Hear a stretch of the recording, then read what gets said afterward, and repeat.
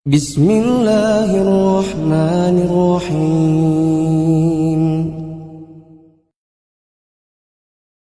Cara menyembelih. 1. Memotong sendiri hewan kurbannya. Ini yang paling bagus. 2. Bila tidak bisa menyembelih sendiri, misalnya karena takut atau karena dia perempuan, maka minimal datang untuk menyaksikan penyembelihannya.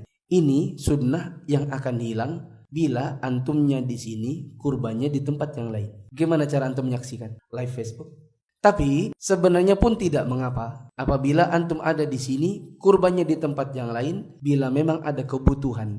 3. Menyembelih dengan alat yang tajam seperti parang, pisau, badik atau yang semacamnya. 4. Tidak boleh menajamkan pisau di hadapan hewan yang akan disembelih. Nabi SAW pernah menegur seorang sahabat, dimarahin dengan betul-betul marah. Jadi ini menunjukkan bahwa apabila ada seorang ustadz marahin antum betul-betul marah karena sebuah alasan yang benar, maka antum jangan sakit hati. Karena ada seorang sahabat yang juga betul-betul dimarahin Nabi dengan betul-betul marah. Ketika Nabi melihat dia ngasah pisau di depan mukanya si hewan.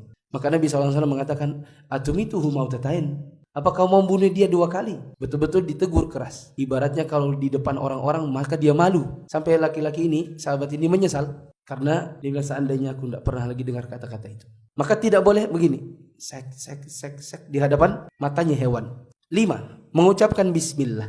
6. Membaringkan hewan kurban pada sisi kirinya. Siapa yang menyembelih tanpa mengucapkan bismillah secara sengaja, maka hewannya bangkai. Kalau tidak sengaja bagaimana? Misalnya diajak ngomong, dia lagi ngasah-ngasah, terus diajak ngomong, mana tadi ini nak? Hilang kepalanya yang tadi di sini kutaro nah, gitu.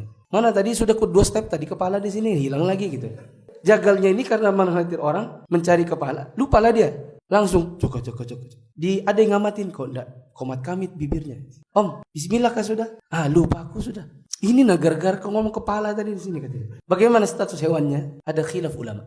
Sebagian ulama mengatakan kalau lupa maka tidak mengapa. Tapi saya pribadi lebih pilih pendapat ulama yang mengatakan jadi bangkai juga.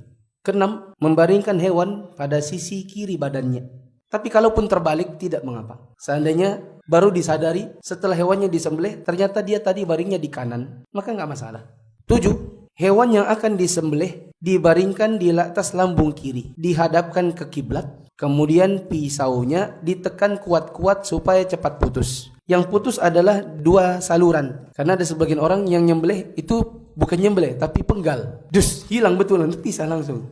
Itu namanya bukan nyembelih, tapi apa? Menggal namanya. Yang dimaksud adalah putus 2 saluran. Bukan gini sampai habis. Tapi 2 saluran. 1 saluran nafas, 1 saluran makan. Sebagian ulama kita mengatakan bila matinya bukan karena putus, maka hewannya juga bangkai. Karena itu bukan penyembelihan, tapi mati karena penyiksaan. 8. Tidak boleh menyembelih hewan di hadapan hewan yang lain yang juga akan disembelih. Maka tidak boleh menyembelih hewan di hadapan teman-temannya. Karena pasti temannya ikut stres. Berarti tempat penyembelihan dengan tempat pengikatan hewan harus berpisah.